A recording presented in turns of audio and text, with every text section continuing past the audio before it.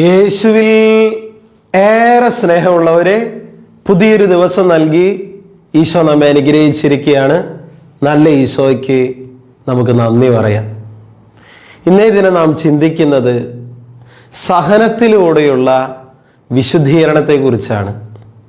ചില സഹനങ്ങൾ നൽകി, വേദനകൾ നൽകി ദൈവം നമ്മെ വിശുദ്ധീകരിക്കും.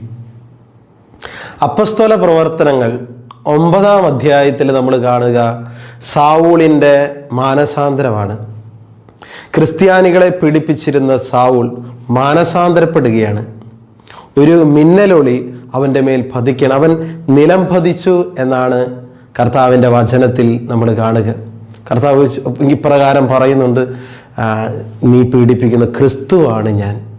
പിന്നീട് അവൻ്റെ ജീവിതത്തിൽ കാഴ്ച നഷ്ടപ്പെടുന്നു. അനനിയാസ് എന്ന് പറയുന്ന വ്യക്തി വന്നിട്ട് സാവൂളിനോട് പറയുകയാണ്, ഈശോ എന്നെ നിൻ്റെ അടുത്തേക്ക് അയച്ചിരിക്കുന്നത് നിനക്ക് വീണ്ടും കാഴ്ച നൽകാൻ വേണ്ടിയിട്ടും പരിശുദ്ധാത്മാവ് നിന്നിൽ നിറയുന്നതിന് വേണ്ടിയിട്ടാണ്. പ്രിയപ്പെട്ടവരെ, വലിയൊരു സഹനത്തിലൂടെ കടത്തിവിട്ടുകൊണ്ടാണ് സാവൂളിനെ ദൈവം മാനസാന്തരപ്പെടുന്നു. അവൻ നിലം പതിക്കുന്നു, അവൻ്റെ കാഴ്ചശക്തി നഷ്ടപ്പെടുന്നു.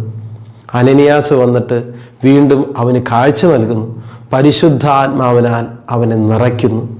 പ്രിയപ്പെട്ടവരെ, ഇതുപോലെ ചില സഹനങ്ങൾ ഉണ്ടാകുമ്പോഴാണ്, നമ്മൾ നിലം പതിക്കുമ്പോഴാണ്, ചില രോഗാവസ്ഥകൾ വരുമ്പോഴാണ്, പ്രതീക്ഷിക്കാത്ത പരീക്ഷണങ്ങൾ വരുമ്പോഴാണ്, വലിയ കടബാധ്യതകൾ വരുമ്പോഴാണ്, മാനസിക സംഘർഷങ്ങൾ വരുമ്പോഴൊക്കെയാണ് ചിലരൊക്കെ മാനസാന്തരപ്പെടുന്നത്.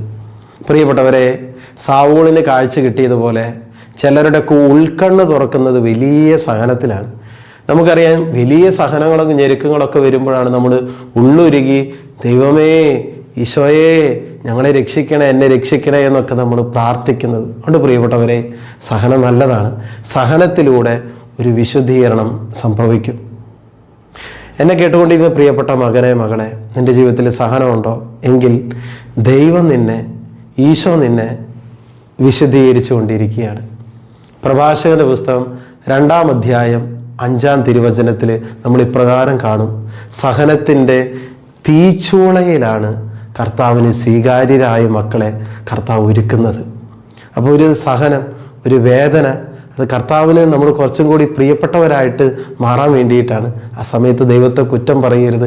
ഈശോയെ കൂടുതലായിട്ട് സ്നേഹിക്കുക, ഈശോയെ വിളിച്ച് അപേക്ഷിക്കുക, ഈശോയുടെ അടുത്തിരിക്കുക, കൂടുതൽ പ്രാർത്ഥിക്കുക, സഹനത്തിലും ഈശോ നല്ലവനാണെന്ന് പറയാൻ സാധിക്കുക. അതൊക്കെയാണ് നമ്മുടെ ഏറ്റവും വലിയ കൃപ. നമുക്ക് കൃപയ്ക്ക് വേണ്ടി പ്രാർത്ഥിക്കാം. ഇപ്പോൾ കടന്നു പോകുന്ന ഈ സഹനം അത് നിൻ്റെ വിശുദ്ധീകരണത്തിന് വേണ്ടിയാണ്, നിന്നെ ഒരുക്കാൻ വേണ്ടിയിട്ടാണ്, കൂടുതൽ കൃപകൾ നിന്നിൽ നിറയാൻ വേണ്ടിയിട്ടാണ്.